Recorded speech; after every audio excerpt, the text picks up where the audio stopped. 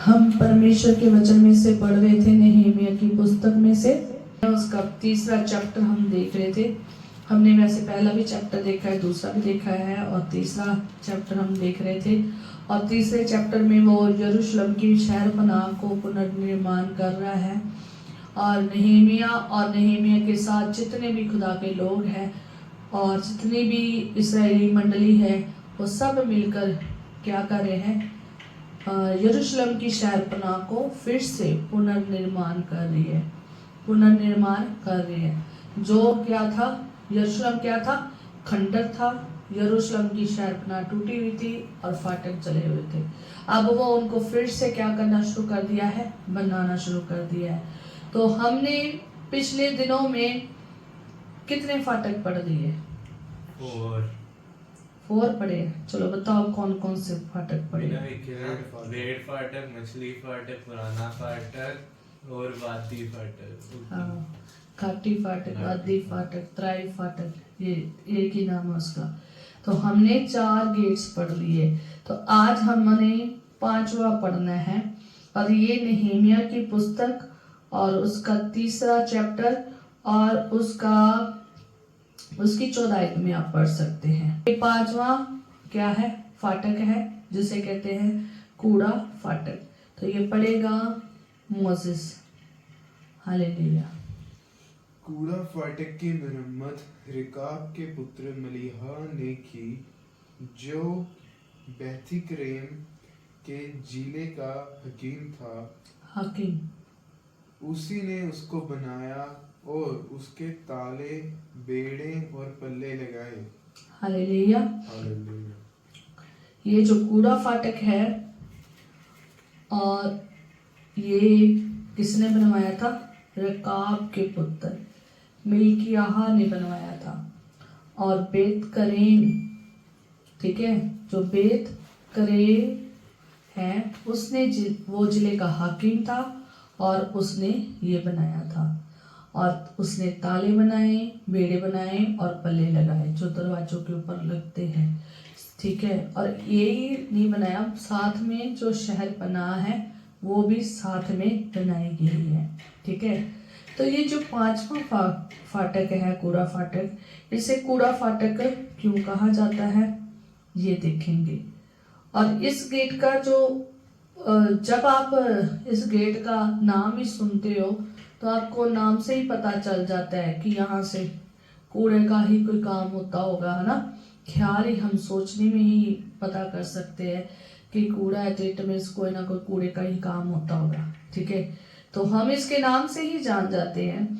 सो इस गेट का जो का इस्तेमाल है वो शहर का सारा कचरा बाहर ले जाने के लिए किया जाता था, ठीक है। ये जो कूड़ा फाटक है, ये गेट इस्तेमाल शहर का सारा कचरा, जितना भी कचरा था, उसे बाहर ले जाने के लिए किया जाता था। और कचरे को वो घाटी में ले जाकर क्या कर देते थे, जला देते थे, आग लगा देते थे।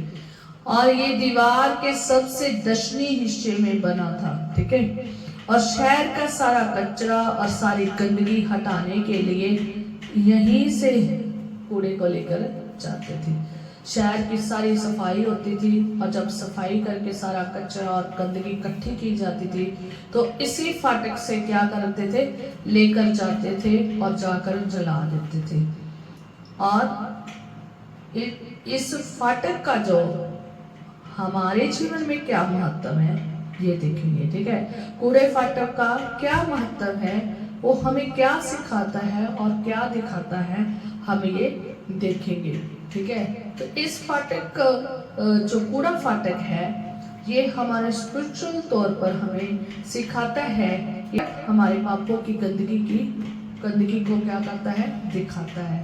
जैसे इसका इस्तेमाल कचरा और गंदगी हटाने के लिए किया जाता था, हालेलुया, जैसे इसका इस्तेमाल कचरा और गंदगी हटाने के लिए किया जाता था, और वैसे ही हमारे जीवन में पापों को हटाने का क्या है, ये प्रतीक है। ये फाटक हमें बताता है कि हमारे जो पाप है, बुराई है, दुष्टता है या धर्म के काम है, ये हमारे जीवन में क्या होने चाहिए, बाहर होने चाहिए, हटने चाहिए, ये जलकर राख हो जाने चाहिए। ये हमारे जीवन की सफाई के बारे में बताता है। जैसे उस शहर की सफाई की जाती थी, घरों की सफाई की जाती थी और कचरे को बाहर जाकर जलाया जाता था, वैसे ही ये फाटक हमारे जीवन में भी हमारी बुराई को, हमारे पापों को, हमारी दुष्टता को, अधर्म को निकालने के लिए, हटाने के लिए है और उसको खत्म करने के लिए, चलाने के लिए है। और ये शुद्धि और पश्चाताप का क्या है, प्रतीक है, दिखाता है। शुद्धि को और पश्चाताप को दिखाता है। याद रखना है, यीशु मसीह के बिना हम शुद्ध नहीं हो सकते, पाक नहीं हो सकते। सिर्फ अगर हमें पाक होना है तो हमें किसके पास आना पड़ेगा, यीशु मसीह के पास आना पड़ेगा।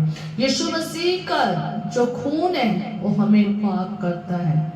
हम किसी बहुमूल्य वस्तुओं से पाक नहीं हुए हैं, बल्कि हम किसके द्वारा पाक हुए हैं, यीशु मसीह के लहू के द्वारा शुद्ध हुए हैं, पाक हुए हैं। दूसरा, हम वचन के अनुसार पाक होते हैं।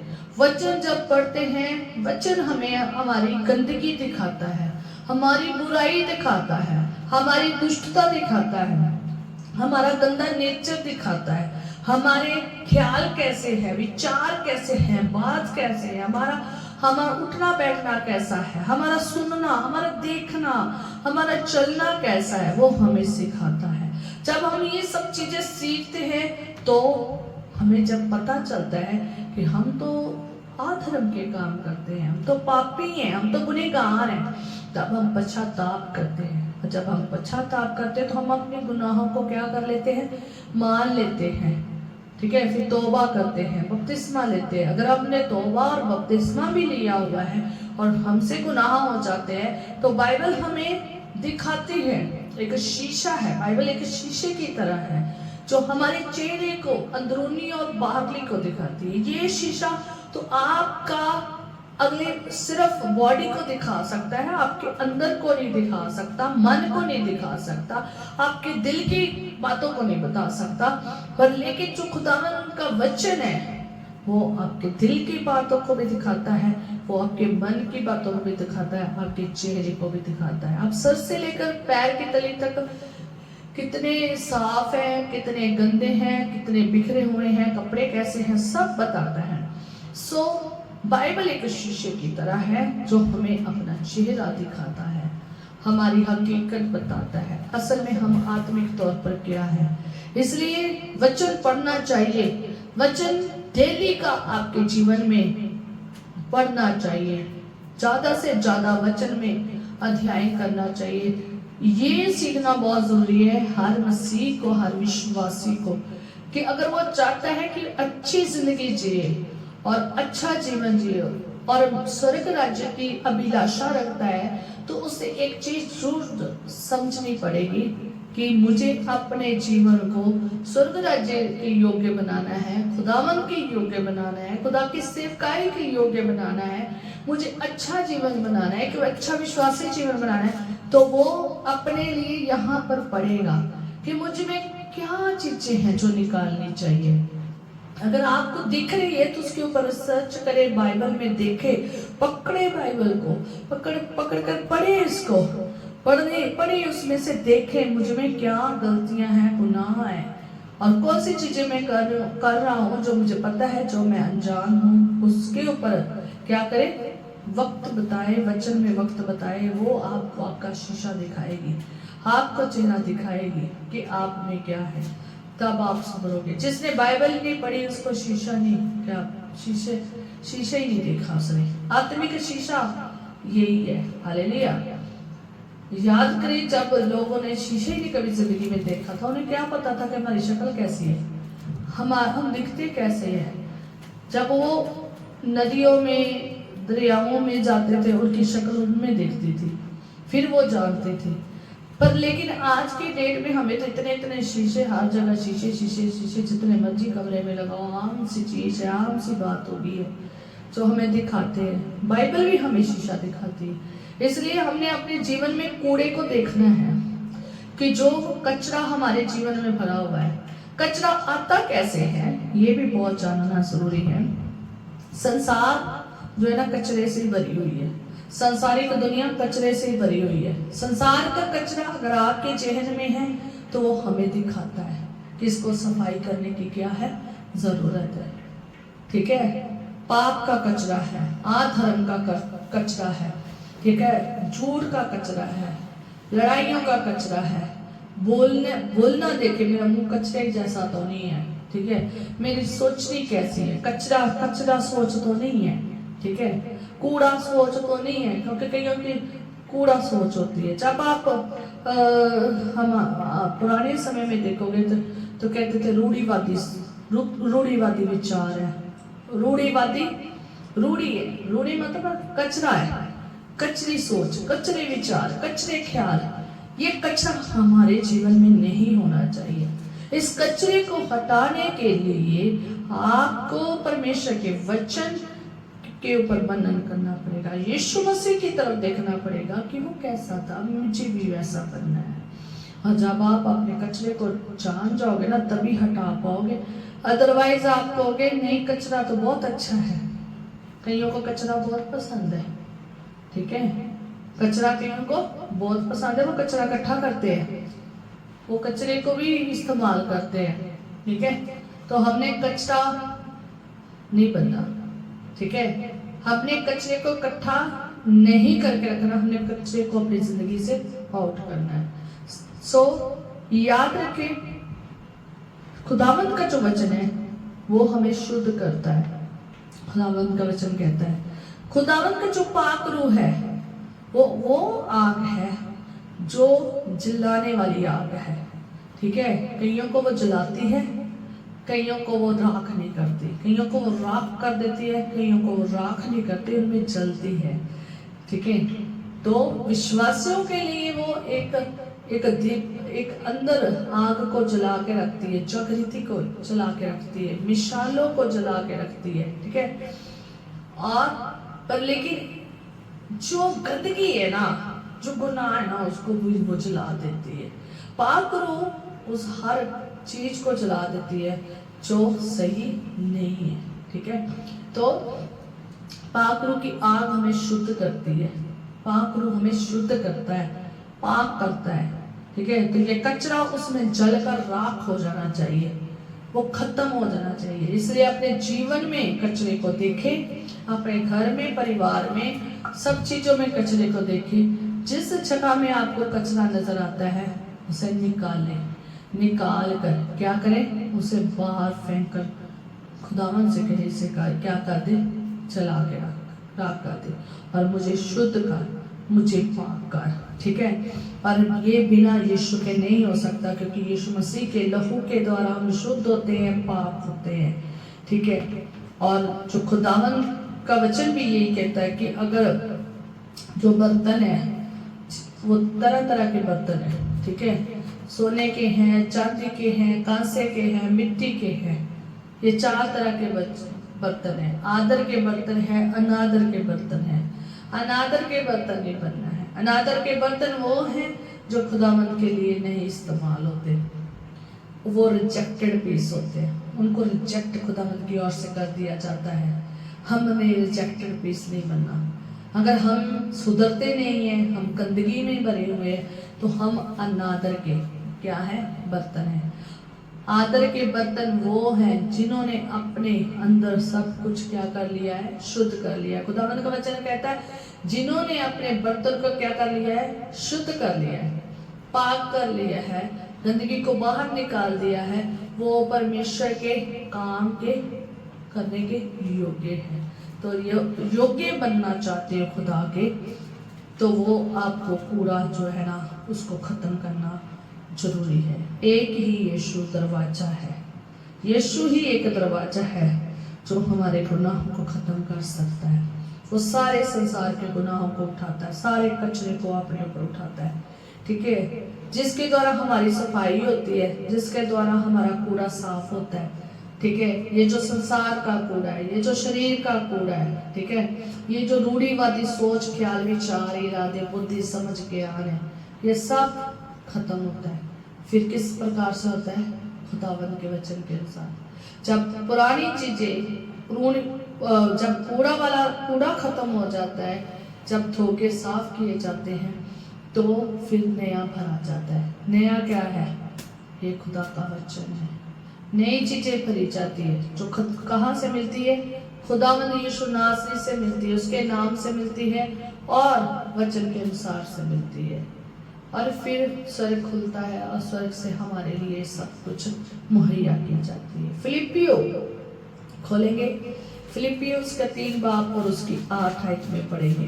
पर मैं अपने प्रभु मसीह यीशु की पहचान की उत्तमता के कारण सब बातों को हानि समझता हूँ, जिसके कारण मैंने सब वस्तुओं की हानि उठाई और उन्हें कूड़ा समझता हूँ, जिससे मैं मसीह को प्राप्त करूँ। हालेलुया। कहता वरन मैं अपने प्रभु यीशु मसीह की पहचान, ये पता कौन कह रहा है? पॉल रसूल। ठीक है, ये पत्री पॉल रसूल की है। और पॉल रसूल के बारे में अगर सीखोगे ना तो कमाल की बात है। ये पॉल रसूल लिख रहा है, वरन मैं अपने प्रभु मसीह यीशु की पहचान की उत्तमता के कारण, किसकी पहचान की? यीशु मसीह की पहचान की जो उत्तमता है, मतलब भी इतनी उत्तमता के कारण कि सब बातों को हानि समझता हूँ। जितनी बातें जो हम व्यर्थ सी बातें करते रहते ना, ऐसे इधर उधर की बेफालतू की, उन सब को क्या समझता है? वो हानि समझता है। जो खुदावन के साथ रिलेट नहीं करती, वो सब हानि की बातें हैं। जिसके कारण मैंने सब वस्तुओं की हानि उठाई। वो कहते हैं इसके कारण मैं कहना क्या? सारी वस्तुओं की क्या उठाई है? हानि उठाई है। और मैं उन्हें क्या समझता हूँ? कूड़ा समझता हूँ। और जिससे मैं मसीह को प्राप्त करूं, जिससे मैं किसको प्राप्त करूं? मसीह को। आज की डेट में पॉल रसूल नहीं मिलेंगे आपको, उनको कुछ और प्राप्त करना है। क्या प्राप्त करना है? दुनिया, दौलत, शोहरत और चीजें, धन, इसके पीछे लगे। सबसे ज्यादा लोग धन के पीछे पड़े, दौलत के पीछे पड़े, शोहरत के पीछे पड़े, दुनिया की चीजों के पीछे पड़े हैं। जितना उन्हें मिला है वो उतने में सेटिस्फाइड नहीं है। पर लेकिन पॉल रसूल क्या कहता है? इनको मैं क्या समझता हूँ? हानि समझता हूँ, इनको मैं कूड़ा समझता हूँ। पॉल रसूल फिलिपियोस की 3:8 में और उसकी 21 तक जब आप पढ़ोगे ना, 21 तक जब आप पढ़ोगे, जो जाकर घर पढ़ता, जब पढ़ोगे ना, तो पॉल रसूल यीशु मसीह की हर बात में, याद रखना, यीशु मसीह की हर बात में, दुख में, धार्मिकता में गहरे में जाना चाहता है। वो इतने गहरे में जाना चाहता है। जो यीशु मसीह ने दुख उठाए ने ना, तो उन दुखों में भी सहभागी होना चाहता है। पढ़ सकते हैं आप वहां पर, वो उन दुख में भी सहभागी होना चाहता है। वह उनके दुखों में भी सहभागी होना चाहता है। वह वैसे ही दुख उठाना चाहता है जैसे किसने उठाए हैं? यीशु मसीह ने। ठीक है, और वह उसकी मृत्युता की समानता को प्राप्त करना चाहता है। मृत्यु की क्या समानता को, ये लिखा हुआ वहां पर जाकर पढ़ सकते हैं। मैंने शॉर्टकट में लेकर आई हूँ आपके लिए, बहुत बड़ा था, मैंने इसलिए आपको पूरा नहीं पढ़ाया, पर मैंने इसे बहुत शॉर्ट में करके आपको बता रही हूँ कि जो पॉल रसूल है वो उसके हर बात में, हर दुख में, धार्मिकता में गहरे में जाना चाहता है।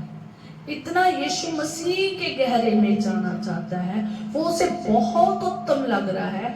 दुनिया के गहरे में इन चीजों में नहीं जाना चाहता, क्योंकि वो सारी बातें, वो सारी चीजें उसे कूड़ा लग रही है। पर लेकिन ये उसकी सहभागिता में, दुखों की जो सहभागिता है ना, उसमें भी ये जाना चाहता है, उसकी तरफ दुखों को झेलना चाहता है। ठीक है, और आगे उन मृत्यु को की जो समानता है ना, उसको भी वो चाहता है कि मुझे वैसे ही मृत्यु मिले। ठीक है, मैं भी वैसे ही परमेश्वर के लिए क्या हो जाऊं? बलिदान हो जाऊं। तो बहुत सारे मसीह कहते हैं हमें दुख नहीं आने चाहिए, हमें कष्ट नहीं आने चाहिए। लेकिन पॉल रसूल को देखें, ठीक है, तो जो पॉल रसूल है, तो उसने, आप पूरा पढ़े, तो वो क्या है? उसने यीशु मसीह में पहचान लिया है, उसने यीशु मसीह को पहचाना है, उसने यीशु मसीह की उत्तमता को जान लिया, उत्तमता को जान लिया है। ठीक है, वह चाहता है कि मैं भी वैसे ही जीऊं जैसा यीशु मसीह जिया है। वो पूरा सहभागी होना चाहता है। जैसे यीशु मसीह ने क्रूस पर अपना आप को दे दिया है, मृत्यु को सह लिया है, वो भी इसी पद को पाना चाहता है। इसलिए नहीं कि वो यीशु बनना चाहता है, नहीं, वो यीशु में सहभागी होना चाहता है। आज अगर कोई कह दे ना कि मैं यीशु मसीह की तरह उसी तरह क्रूस पे चढ़ना चाहता है, तो यीशु है, उसको क्या कहेंगे?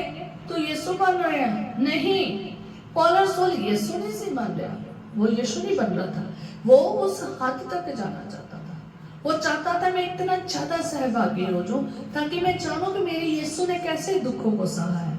वो दर्द मैं भी सहना चाहता हूँ, वो कलेश मैं भी सहना चाहता हूँ, वो पीड़ा मैं भी सहना चाहता हूँ। ठीक है, तो वो हर एक मृत्यु को भी सहना चाहता है कि कैसे वो मृत्यु में से गुजरा है। ठीक है, और मरे मुंह में से जी उठने का भी पहला पद जैसे यीशु मसीह ने पाया ना, तो वो भी मरे मुंह में से जीना चाहता है। हालेलुया। तो ये आप पूरा वचन में पढ़ सकते हैं, पूरा अगर आप 21 आयत तक पढ़ोगे ना तो आपको मिल जाएगा कि वो कैसे यीशु मसीह में 10 आयत भी पढ़ सकते हैं, 11 भी पढ़ सकते हैं, तो आप पढ़ सकते हैं कि कितना वो खुदावन में इतना गहरे में यीशु के हर चीज में जाना चाहता है, सहभागी होना चाहता है। अगर इसलिए वो 12 में कहता है कि मैं निशाने की ओर दौड़ता हूँ, कहता मैं या सिद्ध हो चुका हूँ। ये मतलब नहीं है कहता कि मैं पा चुका हूँ, मैं सिद्ध हो चुका हूँ, पर उस पदार्थ को पकड़ने के लिए दौड़ा चला जाता, वो दौड़ा चला जाता है। आज बहुत सारे मसीह बैठे हुए हैं, कई मसीह ऐसे हैं सो रहे हैं, सोए हुए हैं, जाग नहीं रहे। वो कहते नहीं दुख नहीं आना चाहिए। पौलुस को देखे, वो दुखों में सहभागी होना चाहता है, तो आज के मसीह कहेंगे नहीं नहीं नहीं नहीं, दुख नहीं आना चाहिए, दर्द नहीं आना चाहिए, पीड़ा नहीं आनी चाहिए, नंगी नहीं आनी चाहिए, ये नहीं आनी चाहिए, बल्कि क्या आना चाहिए? क्या कहते हैं? सुख ही सुख आए जाए, सुख ही सुख मिले जाए, बरकता ही बरकता मिले जाए, बरकतों का भंडार मुझे मिलता रहे। ठीक है, फिर आपको अगर आप पौलुस के बारे में पढ़ोगे ना तो वहां पर वो किराए के मकान में भी रहा है। वो इतना पतला और दुबला था, वो इतना ज्यादा उसने सैक्रिफाइस अपने जीवन में खुदावन में किया है, उसने बहुत ज्यादा दुखों को झेला है। अगर आप उसका आगे परमेश्वर के वचन में पढ़ेंगे तो वो कहता है कि मैं दौड़ा चला जाता हूँ जिसके लिए मसीह यीशु ने मुझे पकड़ा है। आपको खुदावन ने पकड़ा है। मछली पकड़ी गई थी, मछली फाटक में मछलियां पकड़ी जाती थी, चेले बनाए जाते थे, और तुम्हें पकड़ा है, तुम्हें यीशु मसीह ने पकड़कर आप चेला बनाया है, तुम्हें बनाया है कि आगे तुम सीखो और आगे जाकर सिखाओ। पर लेकिन आज के मसीह सीखना नहीं चाहते हैं, सुन लिया वचन फिर वैसे के वैसे, पूरा हफ्ता पूरा वैसा, फिर वचन सुनते हैं फिर वैसे के वैसे, बदलाव ही नहीं है, बैठे हुए हैं, दौड़ नहीं रहे हैं। पहला नंबर बैठे हुए हैं, दौड़ नहीं रहे, दूसरा नंबर बदलाव ही नहीं है, कोई चीज नहीं है, कदम ही नहीं उठा रहे, चलना ही नहीं चाह रहे, मौज में मस्ती में जीवन व्यतीत रहे। दुख नहीं आना चाहिए, तकलीफ नहीं आना चाहिए, दर्द नहीं होना चाहिए, पीड़ा नहीं होना चाहिए, कुछ नहीं होना चाहिए। पर लेकिन पौलुस कहता है मैं तो दुख में भी सहना चाहता हूँ, जैसा वह दुखों में निकला है मैं भी वैसा निकलना चाहता हूँ, मैं भी सहभागी होना चाहता हूँ, मैं भी मृत्यु की समानता को प्राप्त करना चाहता हूँ, मैं भी जी उठने का पद को पाना चाहता हूँ, मैं उस पौध तक जाना चाहता हूँ, उस हद तक जाना चाहता हूँ जिस हद तक मेरा यीशु ने यहाँ इस दुनिया में आकर क्या किया है, सह लिया है। मैं भी कर जी उठने तक वो कह रहा है कि मैं भी जी उठूंगा। ठीक है, आज हमारे में ये पैशन नहीं है, पैशन नहीं है। सो ये यीशु मसीह के सामने ये शरीर के अनुसार चलना जो है ना हमारे जीवन में एक कूड़ा है। ठीक है, यीशु मसीह में चलना है तो हम कूड़े को लेकर नहीं साथ चल सकते, हमने पॉल रसूल की तरह चलना है। ठीक है, यीशु मसीह की पहचान की जो उत्तमता का कारण जान गया है। कौन? पॉल रसूल जान गया है कि यीशु मसीह कौन है। वो जान गया है यीशु मसीह किस लिए है, इसलिए वो उसका चेला बन गया है और उसकी गवाही देता और उसी में जीवन उसी प्रकार बताना चाहता है जैसा यीशु है। घमंडी नहीं बनना चाहता, दिखाना नहीं चाहता, कपटी नहीं है, बल्कि वो इस गहरे में जाना चाहता है, इस गहराई में जाना चाहता है। संसार की चीजें और संसार की अभिलाषाएं सब कूड़ा है। शरीर के अनुसार चलना, संसार के अनुसार चलना सब कूड़ा है। उसने सच्चाई को जान लिया है। पहला नंबर, उसने यीशु मसीह की पहचान की उत्तमता को जान लिया है, जिसके कारण उसे सारी चीजें क्या लगी है? कूड़ा लगी है, संसार की और शरीर की।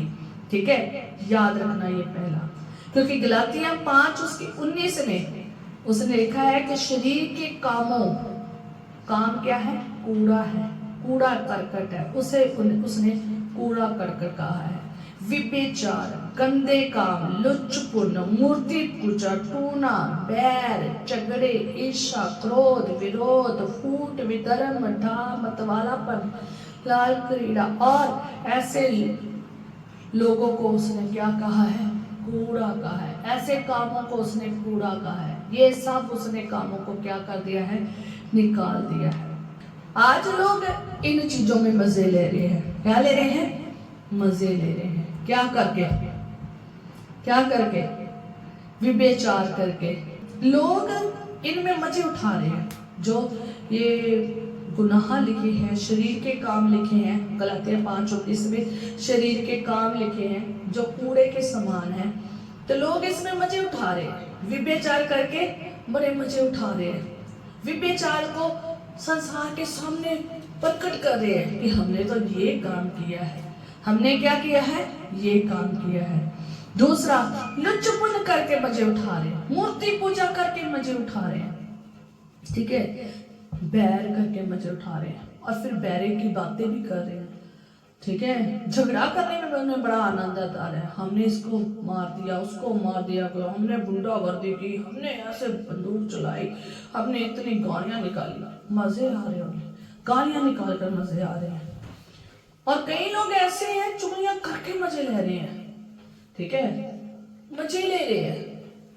और पिछले दिनों में पोस्ट किसी ने डाली और कहते हैं कि जो चुगली करता है ना, तो वो कभी भी डिप्रेशन में नहीं जाता, स्ट्रेस में नहीं जाता। मैं कहते जो चुगली करता है ना, वो कुआड़ा पा के आता है और अपनी जिंदगी को भी जोखिम में डालता है। दूसरों की तो उसने डाल ही दी है। ठीक है, अपने लिए भी इतनी बड़ी मुसीबत खड़ी कर लेता है और इतनी निंदा उसकी होती है। ठीक है, कितनी है ये बंदा। मैं कहती हूँ जिस पर्सन का मुझे पता हो ना बंदा चुगलखोर है, मैं उसे वही बात बतानी हूँ जो मैंने पहचानी हूँ।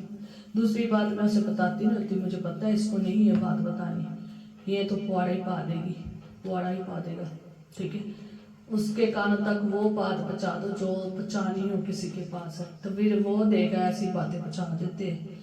ठीक है, उनका इस्तेमाल जो है ना इसी प्रकार होता है। और जो चुगलखोर होता है ना, तो चुगलियां करता है चारों तरफ, सारे तरफ फोन घुमा घुमा के सारे को मिलकर चुगलियां कर रहा होता है ना, तो वो जो पर्सन है ना चुगलियों के साथ साथ और भी गुनाह कर रहा होता है साथ साथ बातों में, पर लेकिन वो पर्सन जो है ना उससे लोग हर बात नहीं बताते और उसकी कहते ना बाबा इसको नहीं बतानी, ये चुगलखोर है ना, तो क्या रेपुटेशन अच्छी हुई है, पर उसको बड़ा मजा आ रहा है बातों को बताने में, चुगलियां। आज लोगों को फूट डालकर दूसरों में तो खुश होते हैं, मजे आते हैं।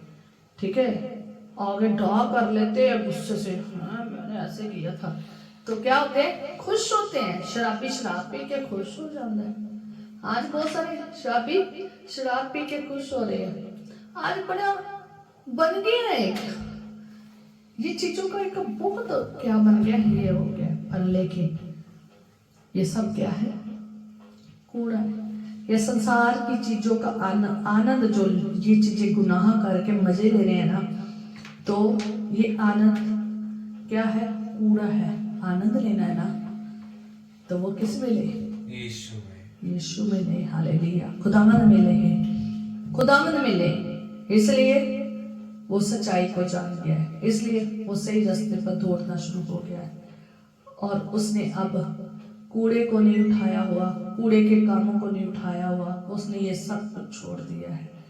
अब वो यीशु को कामों को कर रहा है, उसकी तरफ दौड़ रहा है। अब वो इतना दौड़ रहा है, इतना दौड़ रहा है कि वो हर दौड़ में यीशु के साथ दौड़ना चाहता है। और वो कहता है चाहे दुख हो, चाहे भूख हो, चाहे नंगी हो, चाहे तंगी हो, वो मैं सब कुछ क्या कर लूंगा, सह लूंगा। कौन कह रहा है? पौल रसूल। पौल रसूल कहता है कि मैं सब कुछ क्या कर लूंगा, सह लूंगा। तो जब आप दौड़ना शुरू कर दोगे ना कि मैंने यीशु की तरह करना है, मैंने यीशु की तरह सेवकाई करनी है, मैंने यीशु की तरह बनना है, फिर आप यीशु मसीह की तरह दुख भी सहना सीख जाओगे, दुआ भी करोगे। यीशु दुआ करता था गतसमनी में, मैं भी करूंगा। यीशु को फरिश्ता में ले आया था, मैं भी बनूंगा। जबकि यीशु मसीह तो फरिश्तों में इतने रहे हैं, आदि से रह रहे हैं, खुदा है वो, हमारे लिए तो नया ही है ना। ठीक है, तो जब हम मसीह दौड़ते हैं ना, फिर हम भूख, नंगी, तंगी, क्लेश, दुख, मुसीबतों हम में से गुजरते जाते हैं। फिर ये हमारे जीवन में कोई इतना बड़ा वो नहीं बनती, हम कहते कोई बात नहीं, सह लेंगे। किसमें? यीशु में। तो सिद्ध चाल वो चल रहा है, सही दौड़ वो दौड़ रहा है, पर लेकिन वो एक बात कह रहा है कि जो क्रूस के बैरी है ना, उनके बारे में वो कह रहा है, पर लेकिन वो क्रूस को उसने उठा लिया है। 18 में जब आप पढ़ोगे तो लिखा है कि बहुत से ऐसे चाल चलते हैं, तो वो रो रो कर कहता है उनकी चाल के बारे में कि बहुत सारे क्या चल रहे हैं, बुरी चाल चल रहे हैं, बुरे तरीके से चल रहे हैं। आज हमारे मसीह जीवन जो लोग हैं ना, मसीह में तो आ गए हैं, पर उन्होंने अभी भी बुरा काम छोड़े नहीं है। क्या नहीं छोड़े? बुरे काम नहीं छोड़े। क्या आप उनमें से तो नहीं है? तो फिलिप्पी की 18 में जब आप पढ़ते हो तो वहां पर वो बहुत से ऐसे हैं जो गलत चाल चलते हैं, उनके लिए रो रहा है, और जो क्रूस के बैरी हैं उनके लिए रो रो कर कहता है कि वे अपने चाल चलन से मसीह के क्रूस के बैरी हैं। आज जो मसीह में नहीं चलते हैं ना, तो वो क्रूस के बैरी हैं। आज जो क्रूस को उठा नहीं ना रहे, तो सोच लो, आज लोग क्रूस नहीं उठाना चाहते, क्योंकि जो क्रूस उठाना है ना, तो बड़े दुखों में से गुजरना पड़ता है। यीशु मसीह ने क्रूस उठाया तो देख लीजिए कि वो कैसे दुखों को झेला है। क्रूस उठाओगे तो दुख झेलोगे ना। आज बहुत सारे लोग जो है ना क्रूस के बैरी हैं, तो इसलिए वो कहता है उनका क्या है, अंत क्या है? विनाश है। क्या है? विनाश है। कहता उनका अंत विनाश है। उनका पेट क्या है? ईश्वर है। क्यों पेट ईश्वर है? क्योंकि वो खाते रहते हैं। क्या करते रहते हैं? खाते रहते हैं।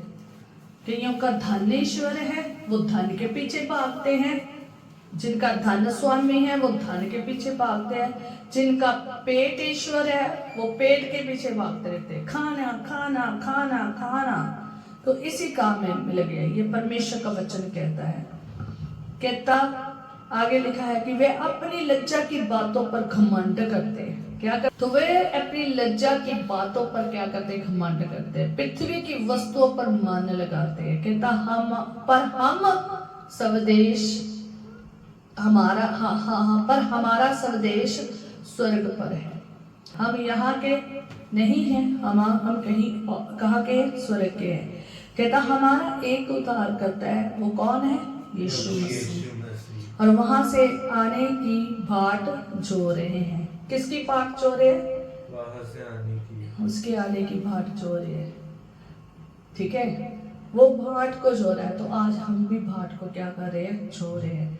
ठीक है, पर हर एक मसीह नहीं जो रहा है, हर एक बाट नहीं जो रहा है, हर एक जो है ना लज्जा की बातों को छोड़ा नहीं है, बल्कि उसके ऊपर घमंड कर रहे हैं। ठीक है, याद रखें, अगर आप गुनाह कर कर घमंड कर रहे हैं, जिससे हमें लज्जित होना चाहिए, पर लेकिन घमंड कर रहे हैं ना, तो वो बात अच्छी नहीं। कई लोग अपनी कई चीज़ों पर घमंड करते हैं, वो चीज़ें अच्छी नहीं है। ठीक है, पृथ्वी पर कहता वस्तुओं पर वो मन लगाते हैं, ठीक है। ये सब हमारे लिए नहीं है, हमारा एक ही स्वर्ग स्वदेश है और हमारा एक ही उद्धार करता है, वो यीशु मसीह है और उसी की हमने बाट को क्या करना है, जोना है। ये तो पॉल रसूल है, वो इस तरह के सीख हमें दे रहा है कि यीशु मसीह से हमें कितना प्रेम करना है। वो इतना गहरा यीशु मसीह से प्रेम करता है कि उसकी चाहत बहुत ज्यादा देखने को मिली। वो इतनी चाहत परमेश्वर के लिए, यीशु के लिए रखता है कि वो सब कुछ उसमें सहने को तैयार है, उसमें सब कुछ क्या करने को तैयार है, सहने को तैयार है, फिर उसका सहभागी बनना चाहता है। आप पहला दूसरा कुरिन्थियों उसकी 11 और उसकी 16 और 29 में जब आप पढ़ते हो ना, तो वहाँ पर आप उसके बारे में पढ़ सकते हैं कि उसकी एक सूची लिखी हुई है, उसने एक सूची लिखी है कि वो यीशु मसीह में कैसे चलता है, वो कितनी हद तक उसने यीशु मसीह में सह लिया। हालेलुया। पौल रसूल जो है उसके बारे में जानना चाहते हैं कि वो परमेश्वर में, यीशु में कितना सहभागी था, उसने कैसे यीशु मसीह में सारे दुखों को सहा है और किस तरीके से वो सहभागी हुआ और कैसे उसमें से गुजरा है। ये आप पढ़ सकते हैं दूसरा कुरिन्थियों उसका 11 बाब और 11 बाब में से पूरा पढ़ सकते हैं, पर लेकिन जब आप दूसरा कुरिन्थियों उसका 16 बाब से लेकर आप 23 आयत में आते हो तो वो वहां पर कहता है, मैं पागल के समान कहता हूँ। क्या, कौन अपने आप को कह रहा है? पौल रसूल। वो इतना दीवाना था, इतनी मोहब्बत करता था यीशु से, वो इतना ज्यादा पागलों की तरह प्यार करता था कि उसने उसके लिए सब कुछ सह लिया। जो मोहब्बत करते हैं ना, वो सब कुछ सह लेते हैं, उनके लिए मौत भी कुछ भी नहीं है, ठीक है, वो मौत की भी परवाह नहीं करते हैं, ठीक है। सो कहता है, मैं पागल के समान कहता हूँ, मैं उनसे बढ़कर हूँ, अधिक परिश्रम करने में, बार बार कैद में होने में और कोड़े खाने में। क्या कहता, मैं उनमें बार बार क्या कर रहा है। पौल रसूल जो है तो वो दीवानगी कैसे थी मैं आपको बता देती हूँ कि उसने यीशु मसीह के लिए 5 बार 39 कोड़े खाए हैं। पढ़ सकते इसी अध्याय में, इसी में 23 के बाद, ठीक है, पढ़ते जाओ, मैं आपको बोलती जाती हूँ, ठीक है। तो वो पौल रसूल है, तो उसने कैसे, वो बहुत गहरे में खुदावंद में चला है और उसने बहुत दीवानगी परमेश्वर के लिए रखी है, यीशु के लिए रखी है। तो उसने भी दुख को सहा है। उसने 5 बार 39 कोड़े खाए, 1 बार नहीं, 2 बार नहीं, कितनी बार? 5 बार। 3 बार उसे बैते पड़ी है, 1 बार उसे पत्थर वहा हुआ है, 3 बार उसका जहाज टूटा है और जोखिम अलग उठाए उसने। अगर आप उसके जोखिमों की लिस्ट देखोगे ना, तो वो भी आप परमेश्वर के वचन में यहीं पर ही पढ़ सकते हैं, इसी अध्याय में। तो उसने जोखिम कैसे कैसे उठाए हैं, तो वो कहता है कि मैं बार बार कहां से, यात्राओं में से जोखिम उठाए हैं, नदियों में जोखिम उठाए हैं, डाकुओं में जोखिम उठाए हैं। जब वो खुदावंद की सेवा कर रहा था, उसने परवाह नहीं की, उसने खुदावंद की सेवा की है, ठीक है। तो उसने, वो ये बता रहा है कि जब मैंने खुदा की सेवा की तो मुझे इतनी बार मुझ पे क्या हुए हैं, इतनी बार मेरे ऊपर बैठे पड़ी हैं, इतनी बार मुझे कोड़े खाने पड़े हैं, कितने उसे दुखों को सहना पड़ा है। दूसरा, उसे जोखिम में गुजरना पड़ा है। और बार बार जब वो यात्रा करने जाता था तो यात्रा में उसे अलग जोखिम होते थे, नदियों में जाता था उस वहां पे से अलग जोखिम झेलने पड़ते। जब खुदावंद की सेवा के लिए जाता था, डाकू आगे जोखिम देते थे, और जाति के लोग, जाति के जो उसकी जाति के लोग थे, मतलब उसके यहूदी जो इसराइली थे, जो यहूदी थे, वो उसे जोखिम देते थे। कहता अन्य जाति उसे जोखिम देते थे। नगरों के, जहां नगर में जाता था वह नगर के लोग उसे जोखिम देते थे। जंगल में से गुजरता था तो जंगल के वहां पर भी उसे जोखिम मिले हैं। समुद्र में वो गुजरा है तो समुद्र में उसे जोखिम उठाने पड़े, क्योंकि आज सेवा करनी आसान लग रही है, आज सेवा करना नहीं चाहते, जो आसान लग रही वो भी नहीं करते, ठीक है। पर लेकिन इसने सेवा में क्या किए हैं, जोखिम उठाए हैं, ठीक है। जब समुद्र में से निकला है तो वहां पर भी उसके जोखिम उसे उठाने पड़े हैं, क्योंकि उसका जहाज बार बार टूटा है, ठीक है। समुद्र के भी जोखिम उठाए, झूठे भाइयों के बीच में भी उसने क्या उठाए हैं, जोखिम उठाए हैं।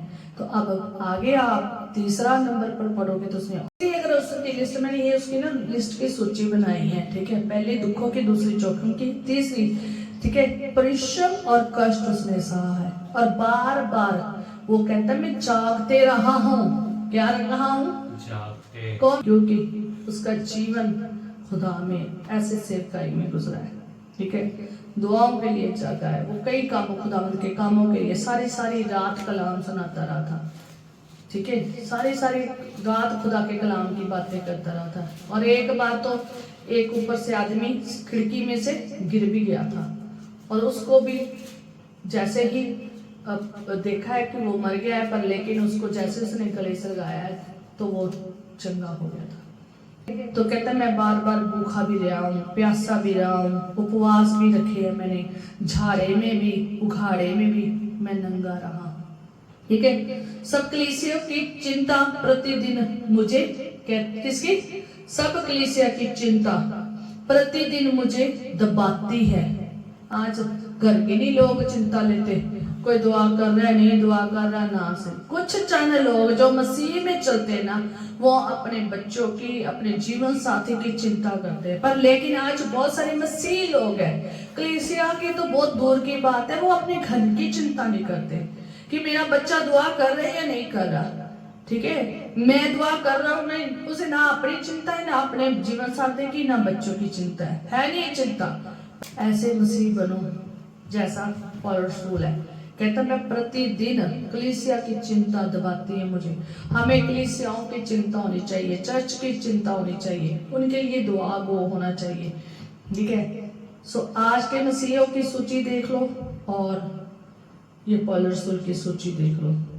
क्या आज लोग दुख सहना चाहते हैं, क्लेश से भागते हैं, दुखों से भागते हैं, मुश्किलों से भागते हैं, आनंद ना मिले तो आनंद को ढूंढने के लिए कहीं और जाते हैं, खुदा में नहीं रहते, परमेश्वर के लिए कुछ नहीं सहना चाहते, आज कुछ भी नहीं कुछ करना चाहता, आज तो वो अपना एक घंटा भी नहीं देना चाहता, क्योंकि मोबाइल इतना ज्यादा उन्होंने जोड़ लिया अपने जीवन में कि वो हर समय मोबाइलों में, खाने में, पीने में, घूमने में, कामों में ही गुजार देते हैं। दुआया जीवन, वचन का जीवन, संगति का जीवन, सेवकाई वाला जीवन है ही नहीं है नहीं है। तो याद रखें, आज भी लोग कहते हैं कि हम नहीं ऐसा चल सकते। बहुत थोड़े हैं जो पौलुस रसूल की तरह कहते हैं कोई बात नहीं, जितने मर्जी दुख आ जाए, जागना पड़े तो मैं जागूंगा, मैं दुआ करूंगा ही करूंगा, मैं सुबह इतने बजे उठ के दुआ करूंगा। कई लोग अपना अलार्म लगा के रखते हैं क्योंकि पता है कि हम थक चुके हैं, या कईयों की आदत नहीं भी होता है कई चीजें, पर लेकिन अलार्म लगा के रखते हैं कि मैं इतने बजे उठ के दुआ करनी है, ठीक है। उन्होंने बनाया होता है, शेड्यूल बनाया होता है पूरा कि मैंने दुआ करनी ही करनी है, मैंने इस टाइम दुआ करनी, मैंने इस टाइम दुआ, अपने अलग अलग जगह मैंने वचन कब पढ़ना है, अपना पूरा उन्होंने सिस्टमैटिकली खुदा में चल रहे हैं। पर बहुत सारे लोग हैं कूड़े के पीछे भाग रहे हैं, खुदा के पीछे नहीं पड़ रहे, भाग रहे। वो अपना टाइम उनके पास है, वो टाइम संसार और शरीर में, खाने और पीने और सोने में गुजार रहे हैं। कहाँ नहीं इन्वेस्ट कर रहे अपना टाइम, खुदा में नहीं इन्वेस्ट कर रहे। आज वो शरीर और संसार में आनंद उठा रहे हैं। इसलिए कई बार क्या होता है कि लोग मिस्र में जाना पसंद करते हैं। क्यों? इस्राएली बार बार कहाँ जाना चाहते थे? मिस्र में जाना चाहते थे। वो खुदावंद उन्हें साथ लेकर चलना चाहता है। खुदावंद चाहता है कि वो उपासना करे, खुदावंद चाहता है कि वो नरम बने, खुदावंद चाहता है कि वो उसकी महिमा, आराधना, स्तुति, प्रशंसा करे। पर लेकिन लोग इस्राएली क्या कहते हैं कि हमें कहाँ जाना है? मिस्र को जाना है। वो मुड़ के पीछे मुड़ना चाहते हैं। लूत की बीवी की तरह आज भी लोग पीछे सुदूम और अमोरा को देख रहे हैं, गुनाह को देख रहे हैं, पिछली जिंदगी में ही लुत्फ उठाना चाहते हैं। याद रखें, वो बुत इसलिए खड़ा है हमें दिखाने के लिए कि अगर आप भी ऐसे ही चलोगे, सदोम अमोरा जैसा जीवन जियोगे, तो ऐसी दिशा होगी, ऐसी दशा होगी, ऐसा बन जाओगे। हमने वहां पीछे नहीं मुड़ के देखना, हमने थोड़ को दौड़ना है, आगे दौड़ना है। हमें इस्राएलियों की तरह खुदावंद को तंग नहीं करना है कि हमें मिस्र में ही जाना है। आज बहुत सारे लोग मिस्र में ही जाना चाहते हैं, पर लेकिन बहुत कम है जो खुदावंद के साथ सही तरीके में गुजार रहे हैं। याद रखिए, यीशु मसीह आज भी हमारी सारी गंदगी को, हमारे कूड़े को, हमारे गुनाहों को, अधर्म को, बुराई को, दुष्टता को हम उठाना चाहता है। पर लेकिन अगर आप आओगे, अगर मानोगे, पश्चाताप करोगे, तभी वो उठाएगा। अगर आप मन नहीं फिराओगे, तौबा नहीं करोगे, अपने कामों से पश्चाताप नहीं करोगे, तो वो कूड़ा आपके अंदर ही रहेगा, बल्कि लेकिन उस कूड़े को खुदावंद नहीं उठाएगा, यीशु नहीं उठाएगा।